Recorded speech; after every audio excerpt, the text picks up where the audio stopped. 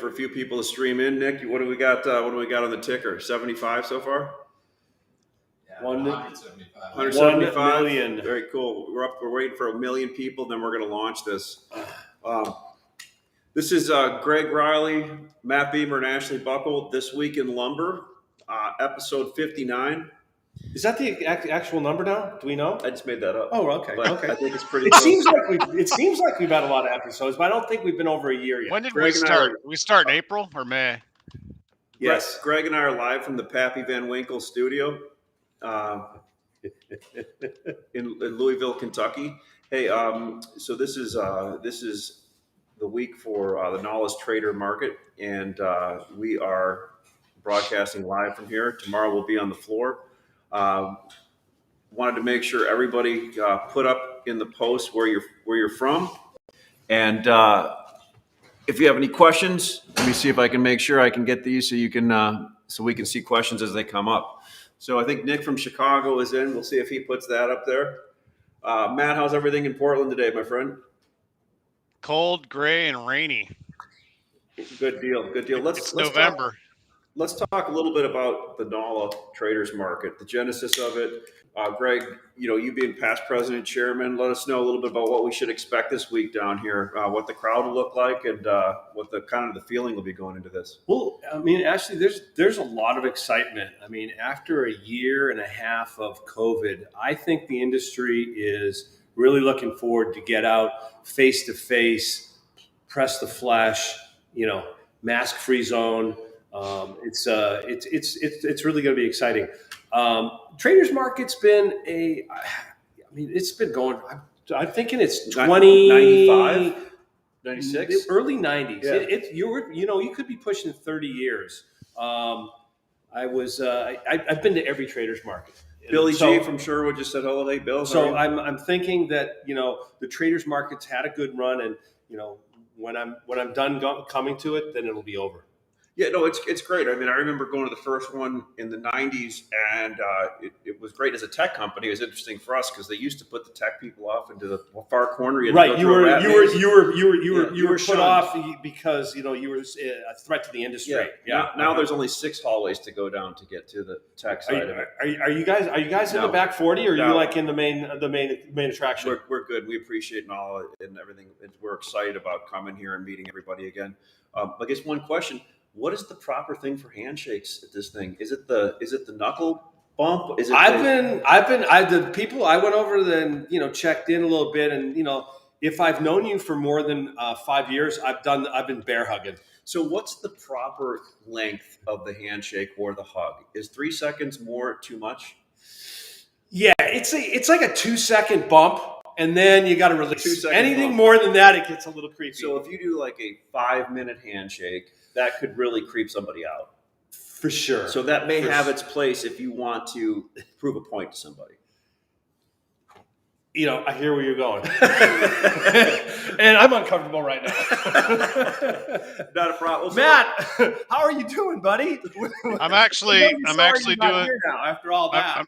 I'm doing really good. I'm happy. I wish I was over there because it is good to drive around and visit people and see the rest of this country. And, we've been locked up for a year and a half, really, as a country. And I'm envious, right? Back in the olden days, 2 years ago, I was hopping on an airplane like once a month, once every 2 months, traveling all over this country, all up into Canada. I've been to pretty much every province in Canada over the years, and probably 60-70% of the states at one time. I have been to the airport there in Kentucky on my way through Cincinnati one time, but I've actually never been to Kentucky. Does not count visiting someplace when you go to the airport. I know. That's why I'm jealous. I'd like to go over there and get a Louisville Slugger. In the bat factory over there. You can go to Louisiana. Yeah, get it. Absolutely. And Matt, true story. You and I were in the same town at the same time in Fort Worth, and out of the blue ran into each other one time. Completely random. Of all the things that I would have never expected, that was one of them. I was telling the guys that last night. Well, hey, so look at. I had some people sending me questions about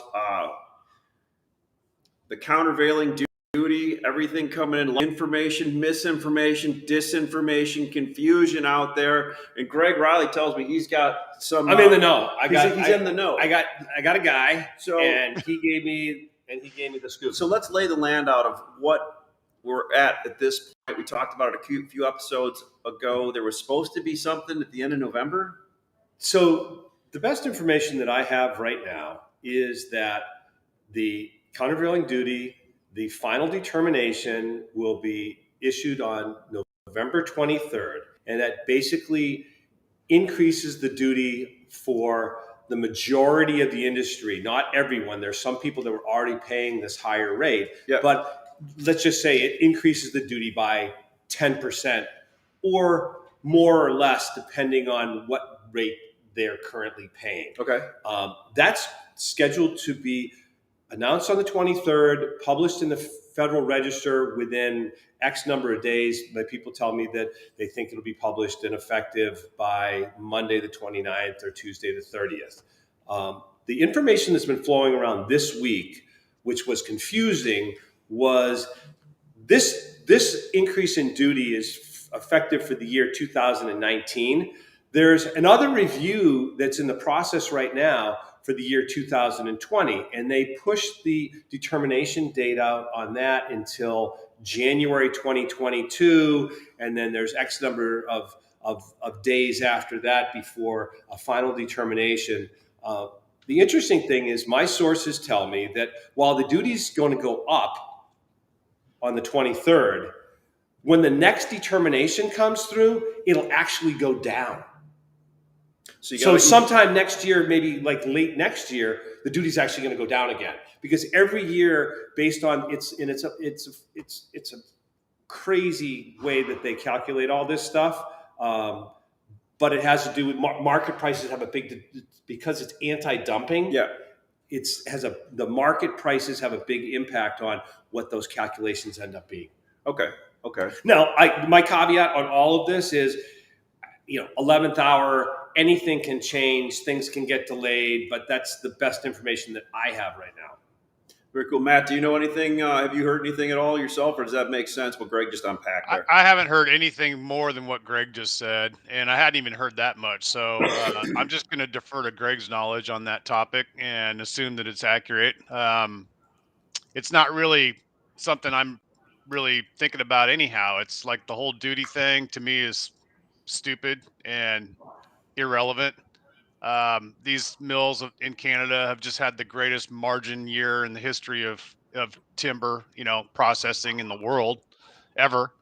So they can afford some extra taxes if they have to pay a little bit more extra tax. But what I'm more concerned about, and what I think is going to have a much bigger impact on our industry, is the Canadian government, especially the BC government, coming out with these new determinations, how they're going to start protecting forest lands. And this brings me full circle back to my rookie year in the lumber business, when the spotted owl was a real thing in 1994. In 93, the federal government and the state of Oregon made this determination that the spotted owl was more important than the timber industry, and so they started locking up federal timber as a result. And I think I can see the writing on the wall with British Columbia, and I see that's exactly the direction they're heading right now. That their government is going to be locking up federal lands that won't be used for timber processing anymore, and it's going to have a negative impact on production in British Columbia forever, unless something changes. So I'm that's a a big problem. believer. I'm a big believer, and you look at the shocking headline and the reality of it after the fact, and after all, calmer heads prevail are always much different from what the initial headline and shock value was, right? But to Matt's point, the reality is, and we've known this for a number of years, is we've seen peak BC lumber production, and we're not going to see more lumber production from BC. We're going to see less. It's a question of how much less over what time period, and to that fact, that's the whole reason why all of the British Columbia forest products companies have diversified and are now some of the biggest owners of southern sawmills. Right. And the Yeah, other 'cause thing that that's where all the cheap fiber is and you abundant have to fiber.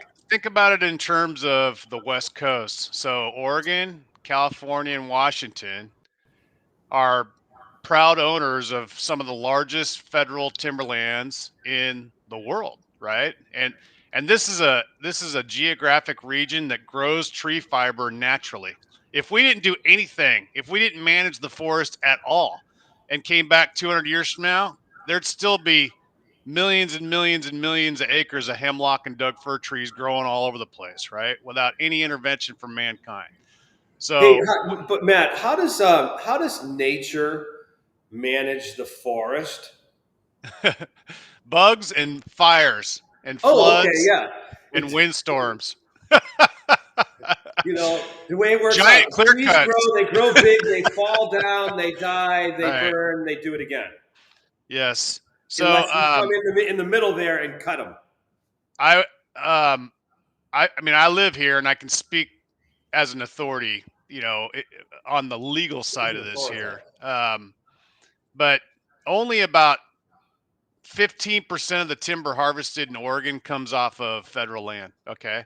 So 85% of the timber that you're buying from Hampton is something that we either bought that log from a private tree farmer, or there are cooperatives that are small farmers that band together and they act as a tree farming service, or we buy them from people like Weyerhaeuser and Rainier and big landowners like that have their own fiber forests, or we take them off of our own land that we own a couple 100,000 acres, right? So if you want to be in the timber industry in Oregon, you better know somebody that owns timber or be part of active buying on the open log market, right? And there's a gigantic open log market in Oregon, right? It's all private timber, not public.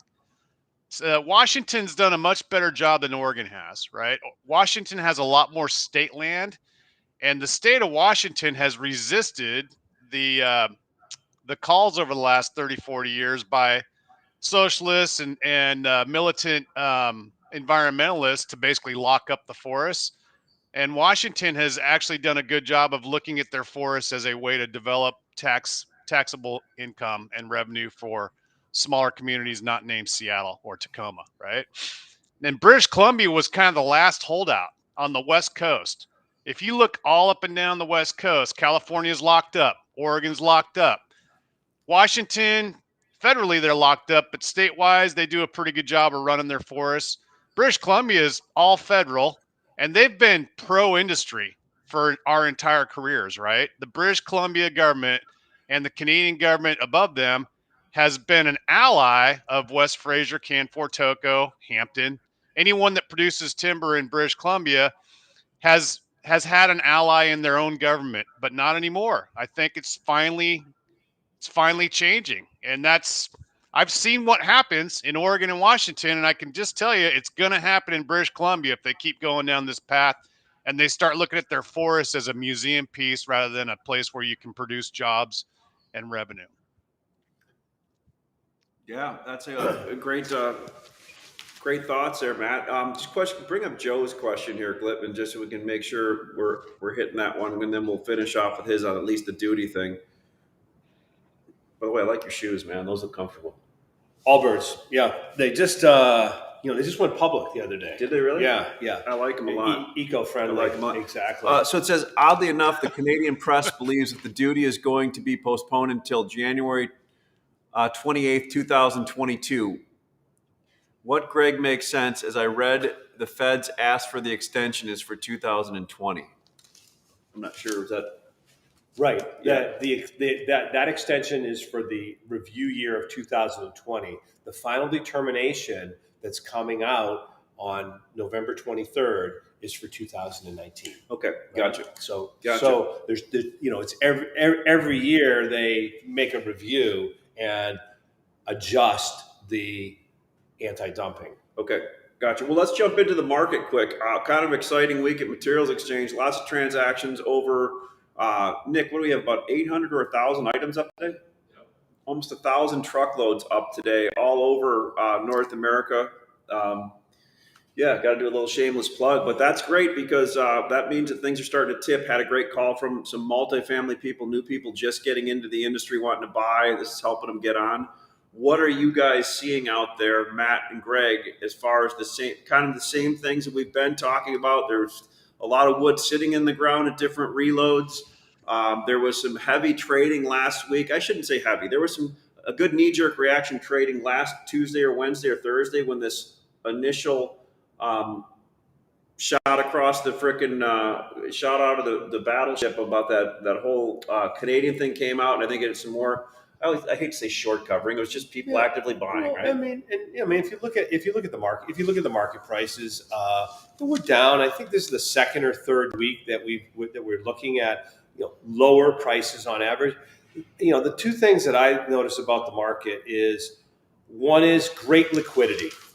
You can sell anything you want, and it's just a question of a little bit of haggling on the price, but there's good liquidity. That's what Bill was asking. How you see the spruce market? That's your bellywick, man. You were saying that you were able to buy spruce. I mean, what I see is the market's in a corrective phase right now. There's some mills that are friendly to taking some counters on certain items, and then once they get that done, then they kind of firm up. I mean, the one thing that I look at when I look at the duty effective November 23rd, or the effective the last week in November, there's a real incentive for mills to make sure that they have as much dressed inventory across before they add cost to it. I mean, it's just 101 common sense. That having been said, once they're in that position where they're past that, they have less. There's less incentive for them to take less for their lumber. Sure. I mean, I've seen a lot of active bids and offers on the platform, and in the open market, like you said, it is fluid, but it is liquid right now. You can find a price trading range. I think that bid ask spread, and if you have something on the ground ready to ship, is tightening a little bit, right? Yeah, it depends region, item. I mean, I continue, Matt, and we can talk. We can wear this out about the transportation issues. Oh, man. But there's nothing prompt anymore. It's nonstop. I mean, I routinely are quoting prompt lumber. It's on the ground, and I'll ship it the first week, the week of the 29th or sooner. It is a real pain in the butt dealing with all these moving parts in the transportation side, but you're totally. Man, how about the world you live in, like the big number 3 world? Ashley, Texas is unique because they have an inventory tax at the yeah. end of December. Yep. So there's always.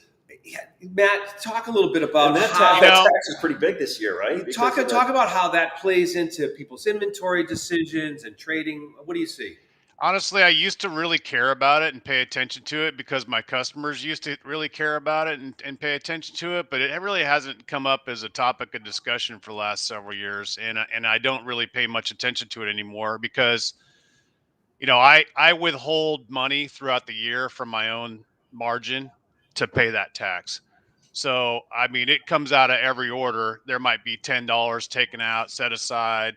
And at the end of the year, if I've got a $12,000 tax bill, it just gets paid. I just move on. I don't think about it. So, well, that's a real good point because it always seems a lot of times these guys shoot themselves in the foot trying to, save a penny, and it ends up costing them a quarter.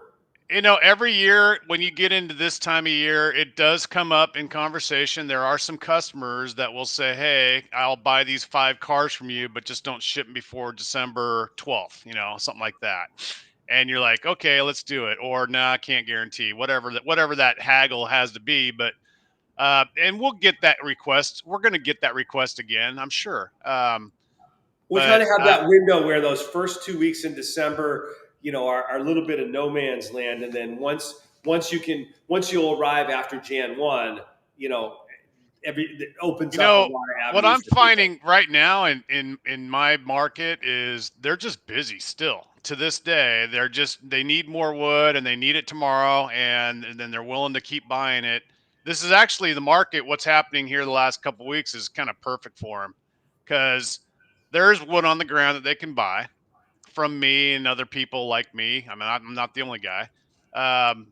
and so they can pay a little bit extra for that wood, but then that keeps them out of the car market, and they can see the car prices are, the asking prices from the sawmills have dropped, and they're seeing the same item on the same list over and over for 3 days before it gets sold, rather than just disappearing like in an hour. So they realize that the market on rail cars is soft, and it's kind of doing a gentle, corrective phase like you talked about, and they don't mind paying an extra $50 for a truck. It keeps them from having to make that rail car decision for another 3 or 4 days. They can sort of buy themselves some time by using my inventory or your guys' inventory as a buffer. And it's perfect storm, honestly. It really is. It's very orderly. All this basis wood that's out there, it's getting absorbed. Anybody that has some old inventory that they paid $1,500 for back in June, if you haven't sold it yet, hey, dude, put it on a list and sell it, because there's never been a better time to make some old lumber disappear than right now, right? It's And very it's not liquid. going to get any prettier. Right. So premium discount cars versus trucks, right? Right now, trucks are trading at a premium relative to their carload counterpart, or not? It all depends Depends on region. it all depends on item. Yeah, it is regional. Region. When you think about the market that we had, I mean, we had a market that went up a couple $250. And so, yeah, there's some items that are down. I guess there's some items that are down $50 to $100, right, Matt? And Yeah, then there's some some items that stud are down items, less. yes, for sure. Yep. Right. I mean, so you've had a healthy adjustment of, so my big question when I look at the market is, hey, so we went from, a year ago, today we were $300. We went to $1,000 in the first quarter. We held for the month of March at $1,000 for 5 weeks. Then we blew our brains out to 1,700. That's crazy when you think about Fell 80% in the next 12 weeks to the third week in August. Rallied 60% in 8 weeks. And now we've adjusted. I mean, Western Spruce 2x4s are down maybe 10% max. So, I look at all of that and go, okay, what's next? What's next? The one thing, Matt, that I find interesting is I feel like while you and I are selling lumber every day and the liquidity is great, I feel like there's a lot of negative sentiment. Right. And I guess one of the things that I'll be interested, traders market historically has been a real bellwether in terms of what's going to happen. There's always some kind of announcement, right? It's an announcement, and there's always some information, and they really you get a sense of the room also. Yeah. Right. Yeah. Good point. Good point. I mean, if I walk away from this week and everybody's wildly bullish, I'm going to think differently about things than if I come away. I'm not expecting people to be wildly bearish because end use business is so good. All right. So I got a question for you then. Who's bullish and who's bearish? You're sitting at what note? Middle, end. Is everybody bearish, or somebody owns the lumber right now if there's been a lot being bought? Who owns the lumber? And who's the bullish one? Who's the bearish one? I mean, are the ends? Because what I see is when I'm talking to end users, they're talking kind of bearish to me, right? Which tells you what? They need to buy. Right. I mean, that's what it tells me. I mean, somebody I know taught me that, right? It's like, when you listen to a whole bunch of people telling you how bearish they are, it's like, like last week I was a little bearish, whether that doesn't mean anything. And then I'm like, man, maybe I'm in that whole camp, right? So I always want to know where the smart money is, right? And the smart money is the smaller amount of people that generally control the long or short process, right? So the end is bearish right now, probably wanting to buy is my guess, because their takeout is really good still. And the middle has accumulated some inventory, not as much as we have. We ran up to 1,700, probably still have some high price stuff they're working through, but they are. And the mills are.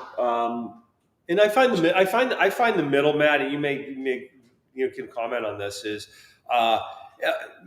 people aren't they're not married to that lumber. They own lumber. They're not real bullish about it. They're not really wanting to hold it back. They want to turn it. Yeah. They want to keep it turning. Right. Yeah. Right.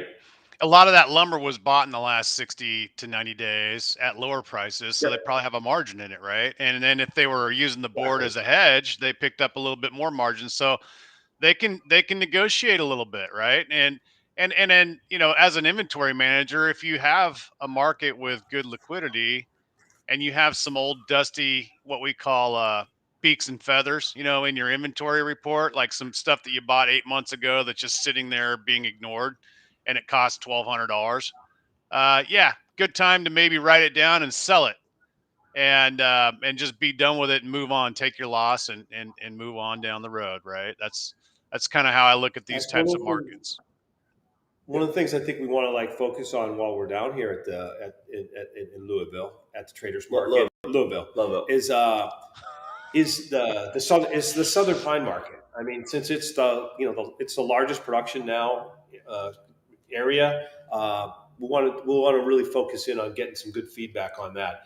And I think we want to try. We want a good guest with insight on the Southern Pine Market next week. Yeah. We'll get them on the sidebar For sure. Eli and Peyton are going to be back next week. They skipped the Bears game on Monday, which I wish I had also. Yeah. I mean, what a great call, skipping that game. Well, right down to the web. But so yeah, we would, because one thing I'm finding interesting is the Southern Pine is going to fill that void for the spruce market. Yeah, I mean, absolutely. So and I already see it when we're selling trucks, and Nick, we're going farther north all the time with this stuff. Yeah, I mean, we're going to Minnesota with Minnesota. Yeah, Louisville. We go to That's a Minnesota hard T. with pine, to Nebraska with pine.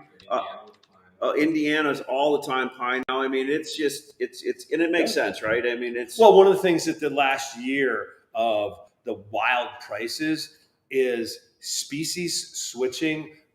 A lot of people, they went with what I like to say, AFS, any fine stick. Yeah. Oh my God, you guys really G-rated that one. For you, Matt. Well, I mean, I didn't realize we were on a Disney production here. We're trying. Matt Lehman said everybody talks their position. That is so true, Matt. It is, and I think you're kind of seeing that the market's kind of settled into a place where, regardless of the trucks, it's just kind of flowing the way it is. And he's right. I'm talking my position because I'm like, I don't know. Yeah. No, that's. I mean, I think the market actually. If you guys just started thinking about all the different market cycles you've been through in the last 25, 30 years, this is about as normal. I mean, this is like a vanilla market right now. There's nothing really crazy. Other than the transportation thing and some of the port issues, that is sort of a wild hair, but in terms of how the market makeup is right now on a big wide scale, it's pretty damn normal. There's nothing really crazy going on. Right? Right, for sure. I guess the one abnormal thing would be that we just rallied in a period of time where we normally don't, right? That would be the abnormality of it. Yep. But in terms of how the market has been behaving since August, it's been behaving exactly the way we would expect it to behave. It's just following a template. It's really funny if you think about it. It's boring, but it's predictable. So what's going to change it? What's going to screw it all up, right? Because we can't handle normal in this business. We need abnormal. We need crisis. We're going to be researching that in the next few days. Yeah, we're going to be boots on the ground here, getting the. I'll be interested in your guys' takeaway from that convention, because I went to the Inland Lumber Producers deal back in July in Coeur d'Alene, and that was the first industry event I've been to in a couple years, and I was shocked. I got the impression that people wanted to blow off steam. There was. I heard some stories from that place, man. Yeah, there was. It was obvious to me right away that there was a lot of people in town that looked at it as a way to just party and have fun and. I was hoping we were going to be in Vegas, not Louisville. But I mean, it was different. It was a little bit more serious this time. And then the other thing that I noticed while I was over there was kind of a sense of anger. There's an undercurrent of irritation and anger with all the different sacrifices we've had to make because of this pandemic. and that's out there. It's a palpable thing that if you talk to people about it, you'll hear some stories and you'll hear some things that are kind of like, "Whoa, I hadn't even thought about that," you know. So those were the two things I took away from Coeur d'Alene. I don't know that'll be the case over there in Louisville, but So but you're close. You went You're getting Louisville. there. It's He's getting there. It's Louisville. Louisville.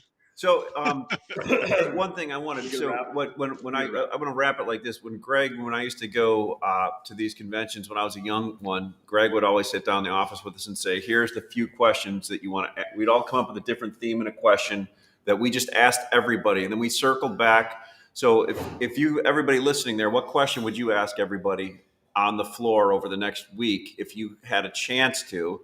And Greg, what's the question? I know you've already formulated in your head. What are you going to ask people, like when we go to this reception tonight? What are we just going to ask people to get feedback on? So, Does that make sense? great point, Ash. Yeah, absolutely. I mean, there's a couple themes that I've been thinking about. I mean, one is, to get people's sense on what their expectation is for next year. What do you think? So what do you Is next year going to be better, the same, or not as good as this year? Okay. I mean, what do you think? I really want to dig into contracts and, more contract, less contract, same contract. Though, and that's a big issue. Changes in contracts. We've talked about this over the last several weeks that the whole contract thing ends up exacerbating some of these price moves because of some of the ways those things are structured. Absolutely. And have people made changes to that or not? Yeah, and that, And then my point is, I want to do a lot of work on Southern Pine.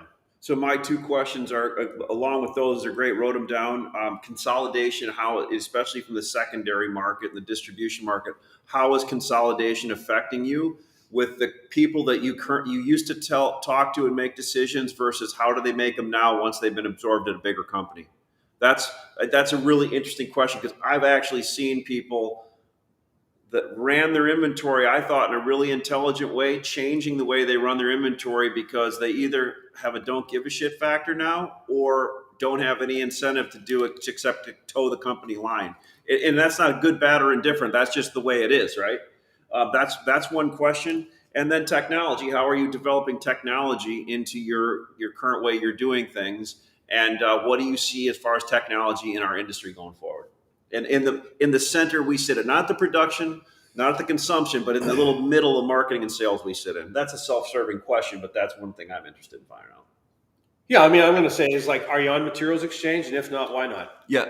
Oh, I'm gonna make a guess that that your contract question will be more. That'll be the answer. Yeah, no doubt. And Judy was saying, will you share these answers next week? Absolutely. Well, Matt, do you have anything that you want us to ask around and we can poll people for you here? My question would be more like if they see any kind of disruption in the supply chain, not lumber, because I think we have lumber figured out. We're already in this business, but windows, doors, siding, roofing materials, plumbing materials, other things that we don't really have any control over. So how much is that going to impact the building and the pace of building in 2022? Because that is the brake on our industry, right? That's the speed limiter on the we're stuck going 55, right? We can't go 65. So anyhow. Yep. Well, I appreciate the time today, everybody that showed up. I'm sorry I didn't get back to everybody on their questions on the side here, but that's a good thing. That means that we're just scaling a little bit, and we've got more people coming in. Hopefully, if you have anything you want us to add to these calls on Thursdays, we'd be glad to look at that. But Greg, I'm looking forward to seeing you on the floor. Matt, looking forward to talking to you this week, and hopefully everybody has a safe week. And we'll report back from the NOLA trading floor next Wednesday. Cheers, Matt. Thanks for the glass, and everybody have Matt, a great. miss you, buddy. Yep. We'll talk to you soon. Okay. Thanks, Take Matt. care, you guys. Have fun. Be safe. Bye.